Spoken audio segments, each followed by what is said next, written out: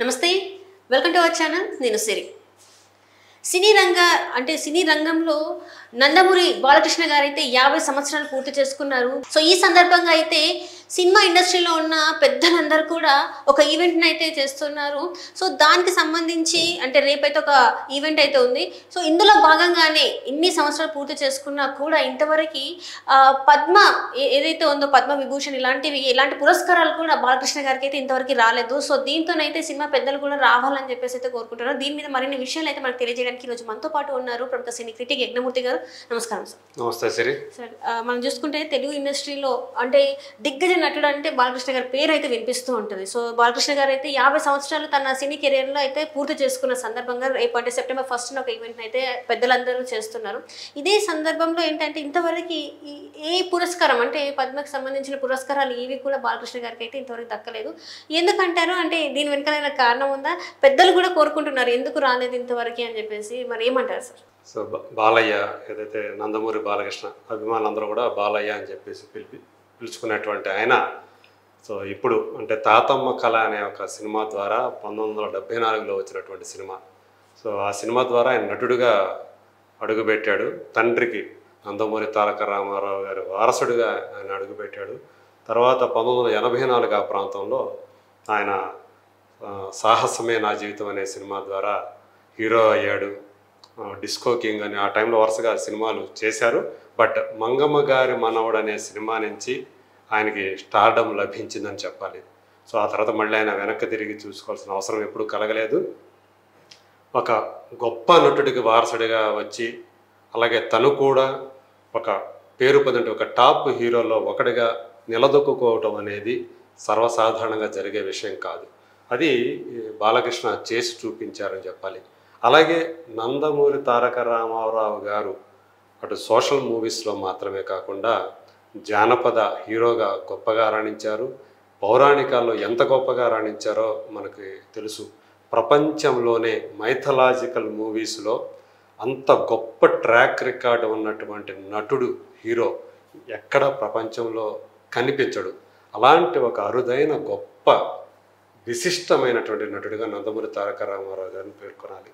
So ఆయన ఆ తర్వాత తరాల్లో చూసుకుంటే అలా అన్ని రకాల జానర్స్లో సో ఈవెన్ ఆయన చారిత్రక చిత్రాల్లో కూడా నటించారు. ఎవరు? ఎన్టీ రామారావు గారు. ఒక వీర బ్రహ్మేంద్ర స్వామి చరిత్ర కానివ్వండి, ఒక శ్రీనాథ కవి సార్వభౌమం కానివ్వండి, ఇవన్నీ కూడా చారిత్రక పురుషుల సినిమాలు, ఆ కథలతో తీసినటువంటి సినిమాలు.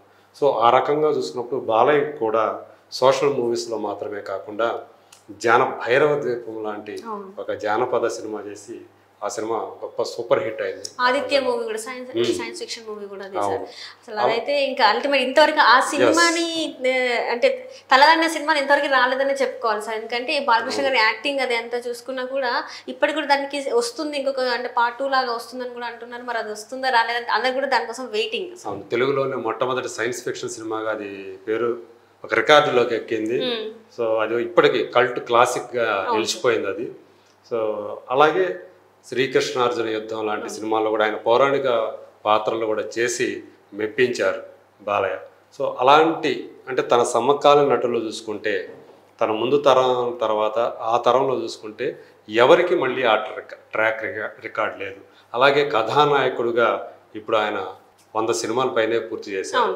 సో అలాగే అంటే నటుడుగా ఇన్ని రకాల పాత్రలు చేసి ఇన్ని విలక్షణమైన పాత్రలతో మెప్పించి ఒక స్టార్ హీరోగా రాణిస్తూ అలాగే తన తల్లి పేరిట తండ్రి ఏర్పాటు చేసినటువంటి Basavarama Tarakam Indo American cancer hospital ఏదైతే ఉందో దానికి చైర్మన్గా కూడా దశాబ్దాల తరబడి సేవలు అందిస్తూ ఎంతోమంది పేదవాళ్ళకి ఆ క్యాన్సర్ ట్రీట్మెంట్ని అందిస్తున్నటువంటి ఒక గొప్ప మానవతా మూర్తిగా కూడా బాలయ్య నీరాజనాలు అందుకుంటున్నారు. చాలామంది ఆయన క్యాన్సర్ హాస్పిటల్ ద్వారా ఎంతమంది పేదలకి ఆయన హెల్ప్ చేస్తున్నారు అని చెప్తున్నప్పుడు నిజంగా మనకు కూడా నిజంగా ఎంత జరుగుతూ ఉంది అంటే వాటికి పబ్లిసిటీ కూడా చేసుకోరు ఆయన. సో అంతమందికి ఆయన సేవ చేస్తున్నారని చెప్పాలి. ఆ రకంగా ఆయన ఒక సామాజిక సేవకుడు కూడా అని కూడా చెప్పాలి. సో ఇలాంటి మరి వ్యక్తికి ఇప్పటిదాకా ఎందుకు పద్మ పురస్కారం రాలేదు అనేది చాలామందికి ఆశ్చర్యాన్ని కలిగించే విషయం. బహుశా నిన్న మొన్నటిదాకా కాంగ్రెస్ ప్రభుత్వం అధికారంలో ఉండటం వల్ల కేంద్రంలో ఈయన తెలుగుదేశం పార్టీ ప్రభుత్వానికి, ఎందుకంటే ఎన్టీ రామారావు గారు అసలు తెలుగుదేశం పార్టీని పెట్టిందే కాంగ్రెస్ పార్టీ మీద ఆ రోజుల్లో. సో దానిని ఎదుర్కోవాలని చెప్పేసి తెలుగువారి ఆత్మగౌరవాన్ని నిలబెట్టాలనే ఉద్దేశంతోనే ఆయన ఆ పార్టీకి తెలుగుదేశం అనే నామకరణం చేసి మరీ పెట్టారు. బహుశా రాజకీయ కారణాల వల్లే ఇంతవరకు బాలకృష్ణకి అవార్డు రాలేదని చెప్పేసి మనం అనుకోవాలి. ఏదేమైనా సరే ఇప్పటికి మన దాంట్లో పద్మ పురస్కారాలు అందుకున్నటువంటి ఎంతోమంది చిత్రసీమకు సంబంధించిన వాళ్ళు ఉన్నారు. సో చిరంజీవి గారు పద్మ విభూషణ్ పురస్కారాన్ని, అంటే కేంద్ర ప్రభుత్వం అందజేసే పౌర పురస్కారాల్లో పద్మశ్రీ, పద్మభూషణ్ తర్వాత పద్మ విభూషణ్, దాని తర్వాత హయ్యెస్ట్ పౌర పురస్కారం ఏదైనా ఉందంటే అది భారతరత్న మాత్రమే. సో అలాంటి పైన చూసుకున్నప్పుడు 2వ స్థానంలో ఉన్నటువంటి పద్మవిభూషణ్ కూడా అందుకున్నారు. అక్కినేని నాగేశ్వరరావు గారికి వచ్చింది, అలాగే చిరంజీవి గారికి వచ్చింది. ఈవెన్ ఎస్పి బాలసుబ్రహ్మణ్యం ఒక తెలుగు గాయకుడు అయినప్పటికీ ఆయన తమిళనాడు రాష్ట్రం నుంచి పద్మవిభూషణ్ అవార్డు అందింది, ఆయన అందుకున్నారు. సో ఆయన తరపున ఆయన ఫ్యామిలీ అనుకోండి. సో అలాగే ఎప్పుడో 1960స్లోనే నందమూరి తారక రామ గారు పద్మశ్రీ పురస్కారం అందుకున్నారు. ఆ తర్వాత మళ్ళీ రాజకీయ కారణాల వల్లే ఆయనకి అత్యున్నత పౌర పురస్కారాలు రాలేదు. ఆయనకి భారతరత్న ఇవ్వటానికి అన్ని రకాల అర్హుడు అని చెప్పి ఆయన అభిమానించే వాళ్ళందరూ కూడా, తెలుగు వారందరూ కూడా కోరుకునేటువంటి ఒక విషయం. అది కూడా జరగల. ఎందుకంటే ఆయనకి సమకాలీకులుడైనటువంటి ఇక్కడ తెలుగువారిలో ఎలాంటి ఈయనకి ఎంత స్టార్, ఎంత పేరు ప్రఖ్యాతులు ఉండే మహానటుడిగా, మహానాయకుడిగా, అలాగే తమిళనాడులో అలాంటి ఇమేజ్ ఉన్నటువంటి ఎంజి రామచంద్రన్ గారికి ఇచ్చారు. ఆయనతో పోల్చుకుంటే ఈయనకి ఇంకా మరింత ఎక్కువ దేశవ్యాప్తంగా కీర్తి ప్రతిష్టలు ఉండే రామారావు గారికి, అయినా ఆయనకి భారతరత్న ఇవ్వలేదు రాజకీయ కారణాల వల్లే. సో ఇప్పుడు బాలకృష్ణకి కనీసం పద్మభూషణ్ అయినా సరే ఇవ్వాలి అనే డిమాండ్ చిత్రసీమ నుంచే కాకుండా, ఆయన అభిమానించే కాకుండా తెలుగువారు చాలామంది నుంచి కూడా వినిపిస్తూ ఉంది. సోషల్ మీడియాలో తమ అభిప్రాయాలను వాళ్ళు వ్యక్తం చేస్తూ వస్తున్నారు. మనకు తెలుసు, ప్రతి సంవత్సరం గణతంత్ర దినోత్సవం సందర్భంగా, అంటే జనవరి 26వ తేదీ మనకి రిపబ్లిక్ డే వస్తుంది. ఆ ముందు రోజు రాష్ట్రపతి ఈ పద్మ పురస్కారాలని ప్రకటించే ఆనవాయితీ ఉంది.